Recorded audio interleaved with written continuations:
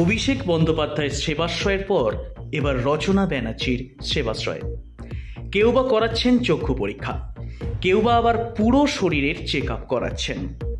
চক্ষু পরীক্ষা করার পর সেখান থেকে দেয়া হচ্ছে চশমা। দিন কয়েক আগে ধনিয়াখালী বিধানসভায় এমনই এক অনুষ্ঠানের শুভ উদ্বোধন করেছিলেন রচনা বন্দ্যোপাধ্যায়। সেই দিন সেখানে স্বাস্থ্য শিবির চলাকালীন বহু মানুষকে অত্যাধুনিক কৃত্রিম হাত প্রদান করা হয়। আজ আবারও চুঁচুড়া বিধানসভার অন্তর্গত রবীন্দ্রনগর সূর্য সেন মেমোরিয়াল স্কুলে আয়োজন করা হয় স্বাস্থ্য শিবিরের। রচনা ব্যানার্জি বলেন, যেহেতু আমি কথা দিয়েছিলাম সাংসদ হয়ে আসার পর সকল মানুষের পাশে দাঁড়াবো, তাই সর্বপ্রথম আমি বেছে নিয়েছি শিক্ষা ও স্বাস্থ্যকে। তিনি জানান, আগামী দিনেও এইভাবে প্রত্যেকটি জায়গায় আমরা চেষ্টা করব স্বাস্থ্য শিবির করার। সাংবাদিকদের প্রশ্নয় তিনি জানান, বেশ কয়েকদিন এসেছি, আরও কয়েকদিন সময় লাগবে। চুঁচুড়া হাসপাতাল নয়, জেলার মধ্যে সমস্ত হাসপাতালকে অত্যাধুনিক ব্যবস্থার আওতায় নিয়ে আসা হবে। তিনি আরও জানান, অভিষেক বন্দ্যোপাধ্যায় ও মমতা বন্দ্যোপাধ্যায় তার অনুপ্রেরণা, তাই অভিষেক বন্দ্যোপাধ্যায়ের সেবাশ্রয়ের পর এবার রচনা ব্যানার্জির সেবাশ্রয়। রচনা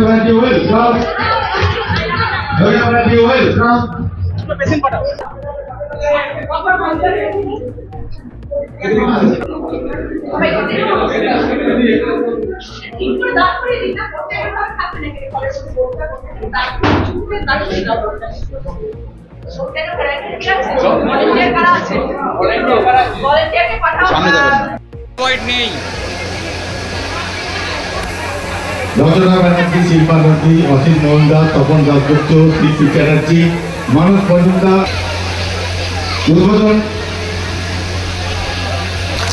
সুন্দর স্বাস্থ্য শিবিরের আয়োজন আমরা করেছি। আমার প্রয়াস ছিল যে দুটো জায়গা করে করব, একসঙ্গে সব জায়গায় করা সম্ভব নয়, আমার 7টা কনস্টিটুয়েন্সিতে একসাথে করা সম্ভব নয়। অত বড় উদ্যোগ নিয়ে এগোতে এখনো পারিনি, তাই আমি ধীরে ধীরে করছি, দুটো করে জায়গা করে করছি। কালকে ধনিয়াখালীতে করেছিলাম, আজকে আমি চুঁচুড়াতে করছি। কালকে ধনিয়াখালীতে আমাদের চক্ষু পরীক্ষা হয়েছে এবং তার সাথে আমরা আর্টিফিশিয়াল লিম্ব দিয়েছি সবাইকে। আজকে আমাদের অল ওভার ফুল বডির ডায়াগনোসিস সেন্টারের মতন আমাদের খোলা হয়েছে, যেটা এখানে স্বাস্থ্যর সব রকম পরীক্ষা যাতে হয়, ব্লাড প্রেশার থেকে সুগার থেকে তারপরে তোমার চক্ষু পরীক্ষার অ্যারেঞ্জমেন্ট করা হয়েছে। সব রকম টেস্টিং এখানে হচ্ছে আজকে এবং আশা করি মানুষ উপকৃত হবেন।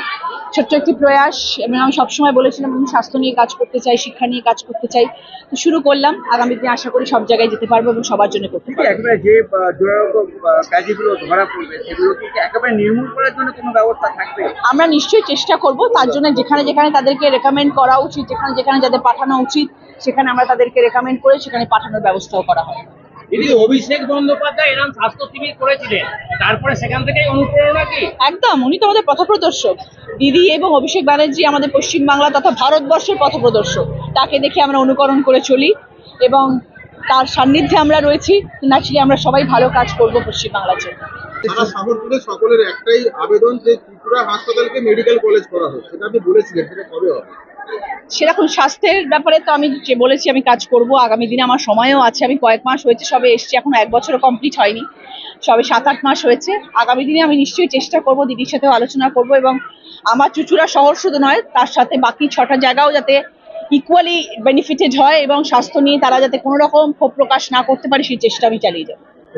দিদি, সদর হাসপাতালটা কবে দেখবেন? রোগী কল্যাণ সমিতি নেই, মিটিং হচ্ছে না, ভুরি অভিযোগ, সাধারণ মানুষের ওষুধের দাম বেশি নিচ্ছে, মানে ওষুধের দাম বেশি, দামি ওষুধ দিচ্ছে, ট্রিটমেন্ট হচ্ছে না। আপনি তো স্বাস্থ্য ব্যবস্থায় আজকে দেখছেন। আগামী দিনে নিশ্চয়ই হবে, আমি একটা করে সব কাজ করব এবং আপনাদের যা ক্ষোভ আছে, যা আপনাদের কমপ্লেন্টস আছে সেগুলো নিয়ে আমি নিশ্চয়ই আগামী দিনে বসবো এবং যেগুলো যাতে না হয় সেটাও চেষ্টা করব।